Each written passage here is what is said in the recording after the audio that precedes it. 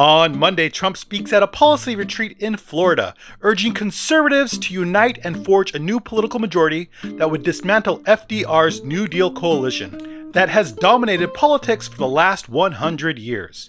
In other words, Gilded Age 2.0, here we come. Then on Tuesday, Karoline Leavitt makes her debut as White House press secretary, where she first touted that Trump is ushering in an American Gilded Age. Golden Age. Then she maintained her poise as she had to defend Trump's first busy week of deportations, sudden firing of inspector generals, tariffs, and attempting to revoke birthright citizenship. More pointedly, she was asked several times about Trump's order to suddenly freeze trillions of dollars given to Americans through federal grants, loans, and assistance programs, without any warning to the American public. She responded by saying that the freezes were necessary so Trump's administration could better assess spending excess, ensure compliance of Trump's new executive orders, and that it was completely legal. Then around 5 p.m., a federal judge blocked the order with an administrative stay and said she would consider a more permanent decision on February 3rd. Then on Wednesday, instead of preparing for court, the Trump White House rescinded the order of the previous day.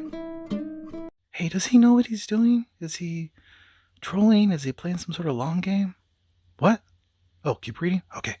The next day, Trump gave a press conference to address the tragic mid-air collision that happened over the D.C. airport between a military helicopter and an American Airlines passenger jet, killing all 67 people involved in the crash. Trump relied on common sense rather than actual evidence to blame the crash on Biden and Obama's DEI policies that he believes lowered standards for everything across America. While critics of Trump responded by saying a more plausible reason for the crash could be Trump's firing and suspending of key personnel who keep our skies safe a week earlier.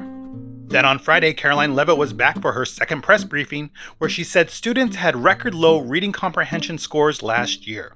To improve these scores, Trump signed an executive order that would prohibit federal funding of the indoctrination of our children, which included radical gender ideology and critical race theory in the classroom. Rather, Trump believes that American education should be, and I quote, focusing on cultivating patriotic citizens who are ready for the workforce.